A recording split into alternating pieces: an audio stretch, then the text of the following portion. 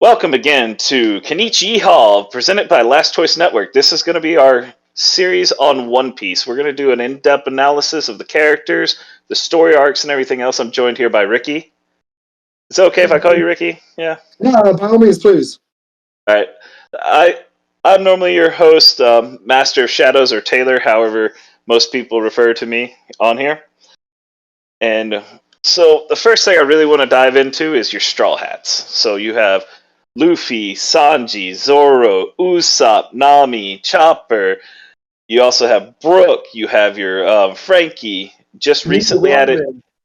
what? I said Nico Robin. Nico Robin. You forgot, and Jimby just recently added. So I'd even count your original ship as part of that crew, the You Going have to. Merry. You have to almost because it was a living being by the time that they had to say goodbye to it.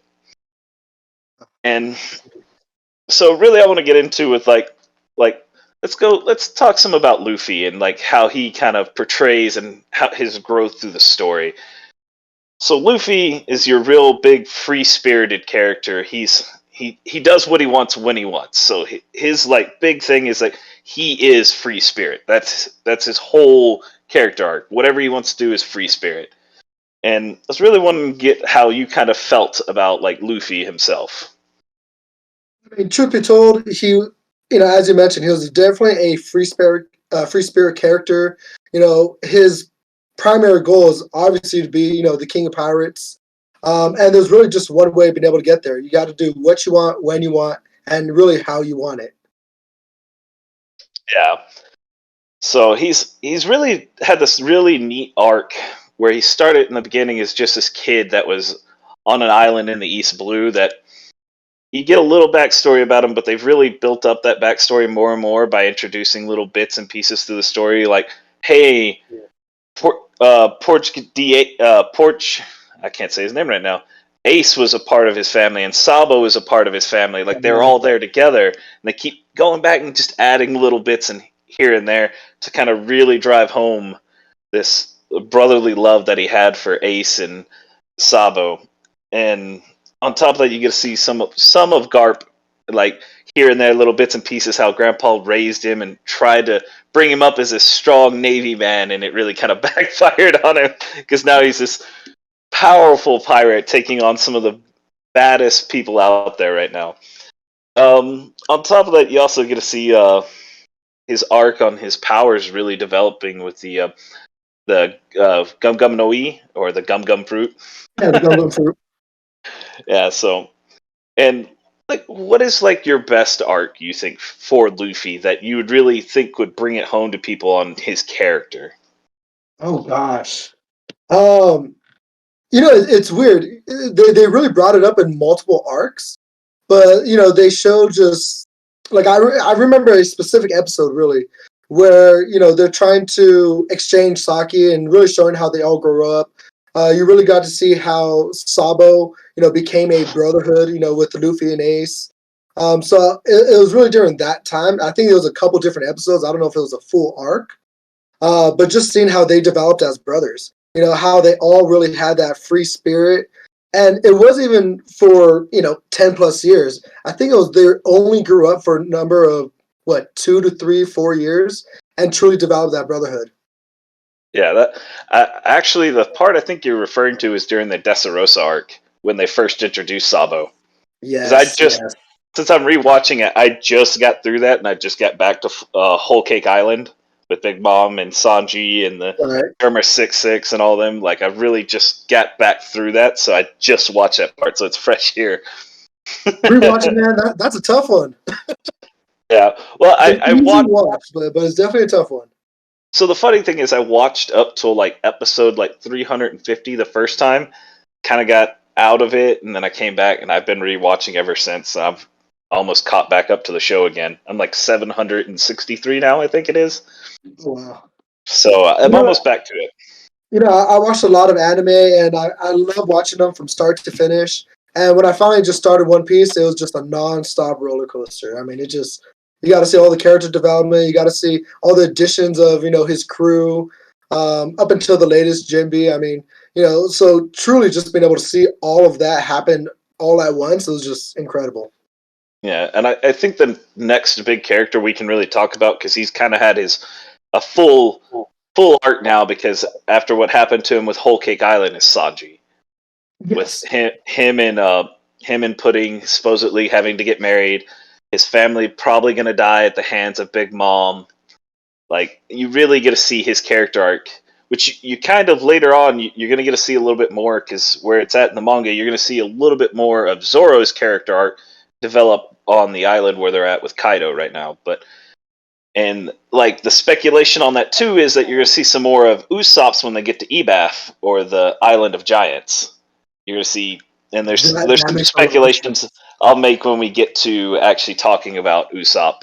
But Sanji's really been another one that's really developed well. Yeah, he's all about women. Yeah, he's kind of a little perverted, not as much as some of the other characters, but he really has his motto that he sticks to it, that he wants to be one of the best of all time, and he really wants to find the all blue and be able to be the best chef slash be the best him, really. I mean, that's truly Sanji's goal. You know, he wants to be able to visit the All Blue, and of course, being the best chef in really the world. So, I mean, that's truly his goal, and I love how he progresses doing this. Going to the different oceans, being able to find the different style of fish that they're catching, being able to try the different meals, being able to do that, and actually honing his skill, where now the different meal qualities actually enhance their strengths. You know, I've seen in a few episodes that he would cook a certain type of meal to make sure that their stamina was able to be, rejuvenated. So it's truly amazing what he was able to do. Yeah, I really liked him getting his exoskeleton and the arc on Whole Cake. Like, that was really cool, because that really comes into play, because you're seeing him fight right now in the manga. He's fighting Queen Oh all wow! by himself, and just like Zoro's just fighting King all by himself. So you're really getting to see those two develop even more with that. I love how he Some, gets his new Germa costume. That Germa 6 costume. I mean, being able to turn invisible, give him the extra speed that he already had before, but now just increased. I mean, again, I can't wait to see it animated. I love that all of his moves are tied into some kind of flambe, or there's some kind of cooking, like a way you would cook something, and they're all kicks, and it's really cool to see. Like Diablo flambe something or other. Normally it's always this extravagant big name he's got for him. So I Well, I mean, and, as we're talking about the different characters and their skill set, Sanji, obviously his skill set is his kicks. That it's his feet; those are his primarily skill set.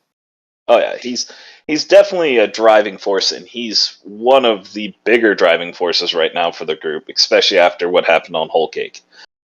He him developing hockey too was another, after That was everything that was. huge, huge. When I finally saw it develop, I was like, "There we go." I was like, you could see not only, of course, Luffy being the captain and driving, everybody else to rise high with them, but yeah, once he developed the hockey, you're like, okay, his crew is getting to that level that they need to be. Yeah. And just touching back on Luffy and his Conqueror's hockey, they're actually speculating that his Conqueror's hockey is the end all be all of Conqueror's hockey. Like, it's there, and like it's going to be a fully awakened Conqueror's hockey before long. Didn't they call it the King's hockey? King's hockey, yes. Yeah. That's what it was called. It was King's hockey. Like, they really suspecting him to, that's what he possesses. Time will tell. Manga's not there yet, so we'll I don't see. know. And if I'm correct, he was able to develop two different style of hockeys, which is why he was able to create the King's hockey. Yes, he was. The be all, of course. And while we were talking about Sanji, it would be remiss of us, to actually mention that he's actually the third member of the Straw Hat crew if we're talking about strength. Yep. I know you said his name earlier, but gosh, how do you even say that correctly? Ronohoa Zorro. Uh, is it Ronahoa, or is it? It's Oh my god, I've heard it so many times. It's like It's like Rorano Zoro. I think is Here actually we go. it's Rorano Zoro, Ranohoa. and Rhino Zorro. that which we can go ahead and bring him up now, because his arc with wanting to be the swordsman, the greatest swordsman of all time. And then you got to see him kind of delve into that when his very first real big sword fight against Mihawk, against Oh, Dracula Mihawk. That fight, I was like, it had me almost in tears because this man is getting beat like that. I mean, for someone that's trying to become the greatest swordsman, and for having all the backstory on him on how strong that he's become in the Straw Hat crew, for him to become belittled almost by Mihawk was just like, whoa, whoa. And, that's why I can't wait to see him fight in this current arc in the Land of Wano, because I want to see how he's developed to become that strongest swordsman. How much further is Mihawk still greater than him, if he is? Oh, yeah.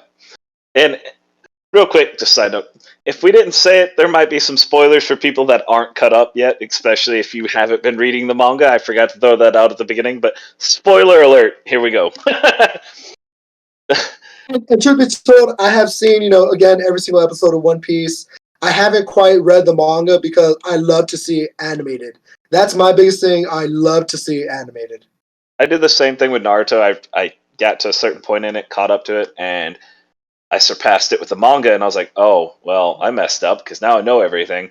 But I went back and rewatched it all because I love the animation styles that people put into them. So I really like to see how they actually put that on a screen.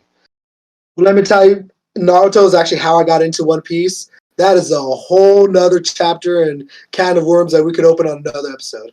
Oh yeah, once we delve into One Piece enough, we can come back to and visit some of the other mangas and animes that we've really gotten accustomed to and used to. But back to Zorro, because this man went from being belittled to the second strongest Straw Hat pirate in their crew right now. And even where he's at in the show in Wano, he's the second strongest. Not by much against him, not by much against Sanji at that point in time, but he's going to prove that he's even further once he gets to fight that final fight with King, because he's finally going to be able to fully control Enma, his third Oh sword. man! I mean, and talking about Enma, so those that know Zorro, he's a three sword style swordsman. And Enma is one of the newly acquired swords that he gets in the Land of Wano. And by all means, when he first using the sword, I mean, it's killing him. It is literally killing him. And to be able to actually fully be able to use and develop that sword, oh my goodness, I can only imagine how that's just going to bring him to another new tier. Oh yeah, he's accepted the fate that he is the god of death at that point in time. Once he conquers Enma, and Enma accepts him as its wielder. Wow. Yeah, so it's really going to get interesting there. And chapter 1038 kind of introduced Zoro seeing death for the first time. The Grim Reaper himself is there because Zoro's knocking on that door after that fight. Oh, but, and it's funny because after the major arc scenes, they're pretty much all knocking on death almost after every single arc, and how they're able to come back from it every time. We talked about how Luffy, he does what he wants, when he wants, how he wants, and after each and every arc, you see them develop even more because they've realized how small they are in that ocean, and in order to truly be as strong as they need to be the king of all pirates, you got to be able to develop. I think that after the Mihawk thing, but what really brought my attachment to Zorro and how much I do love Zorro was Thriller Bark when he made the deal with oh my goodness, Kuma. When he made the deal with Kuma to save the Straw Hats from Kuma, that he would accept all of Luffy's burden and pain so far. And when he did that, and you truly have to respect Ronohona or Zoro as a second, because there's actually one part where Luffy starts to lose sight in his goal, where he starts to question himself, where he starts to doubt his strength. And Zorro pretty much said, that's not the captain I follow. The captain that I follow is going to be the king of pirates. And if you ever decide offwards on that, you can pretty much kiss me goodbye. Mm-hmm. I mean, after that, that scene was just so much respect gained for Zorro as, being his second in command. Yep. Well, technically, he's not the second mate, though. We're going to go ahead and jump to our next guy. Usopp is technically your second in command. He's not the second strongest, but he's the second mate, the first mate, as you will. He's the right hand to Luffy for most of the story, but his arc really developed when they got to Ennis Lobby, and he got into the fight with Luffy, and Luffy threw him, basically just beat the crap out of him. Said, you don't have the strength to do this. You can't challenge my authority. And that whole arc, oof, man. I mean, again, that's what I love about One Piece. Every single one of their arcs is just jaw-dropping with a new intensity. With Usopp gaining his sniper skills and truly being able to, just grow that and see the different types. Like now he uses different types of seeds for different style of attacks. Now, because again, it's been a while since I've watched the beginning of it. How did Usopp develop as being his second? So, Usopp is the epitome of courage. Okay. Because, if you think about it, no matter what Usopp did, he was a liar. He's always been like the king of liars, basically. But the thing he's always done, he's tried to run away, but because of his want to help others, he always turns around and shows how much courage he really has, especially in Dressrosa, when he was letting all the little guys, like, they're crying out for King Usopp, or Usopp as they were calling him, and he was running the other way and he just couldn't take it anymore, and finally he owned up to it and called himself the greatest sniper of all time, the second in command of the Straw Hats, and launched an all-out assault against Sugar, which really didn't go too well for him at first. He won in the end, but it didn't really go that well. And it's funny because as we continue to watch Usopp, we realize that every single battle that he gets in, he gets just obliterated. I mean, he just gets absolutely obliterated, but comes back. He comes back and does something to be able to fulfill that. Yes, I am the greatest sniper. And when we talk again about all the different characters and their goal, what makes me again love and make me want to rewatch One Piece is just the fact that they each have their own goal, and on top of their goal, they all want to see Luffy become the king of the pirates. But they would never follow him without saying, "Hey, I know for a fact I could reach my goal by helping this man become king." Oh yes. So here's the speculation on Usopp. So you kind of got to see it in Dressrosa. He started to develop something with his eyes where he could pick out people, their actual spiritual energy of people at a sight no one else could really see. Like, he could see their actual spiritual pressure, basically, and make out who was who when he was able to take out Sugar the second time. So it's kind of like he's starting to develop a visual hockey. So the speculation with him, because he's always been friends with the Giants. Like, every Giant they've ever encountered so far, Usopp's always been big buddies with them. He knows their moves by heart. Like, he knows Giants now at this point in time. So the big speculation when they go to Elbaf, the island of the Giants, is that it's going to be Usopp's arc. It's going to be the arc where Usopp finally possibly gets hockey. Oh man, I would love for him to be able to get visual hockey. And from being able to watch all the different arcs and seeing it happen, I'm already visualizing, kind of where the creators could go to on that. Oh yeah, and the writer for One Piece is really good at hinting at that stuff way early on if you pay attention to it.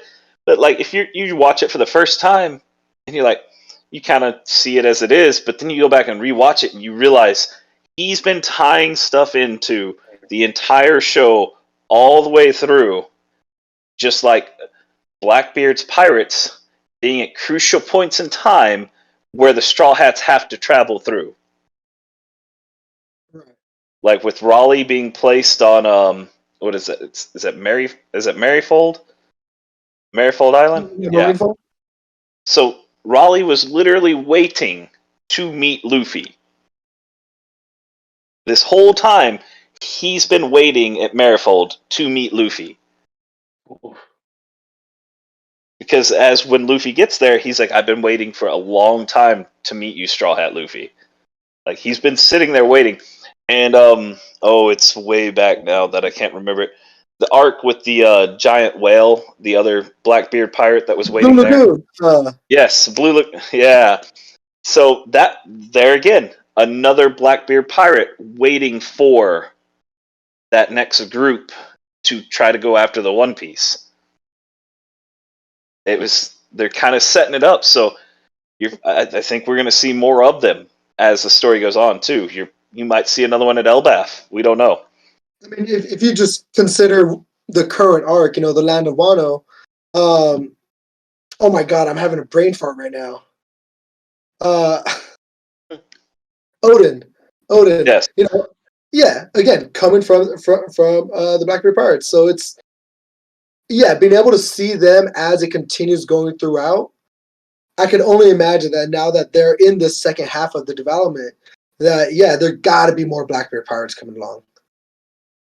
Oh yeah, yeah. Odin and the Scabbards, all of them. Love the Scabbards. All good guys. So that's really how it's been going with the character arc so far. So let's go ahead and let's jump into Nico Robin and her character development and her arc. How she became this wanted criminal from the world government just because of where she lived originally in her life.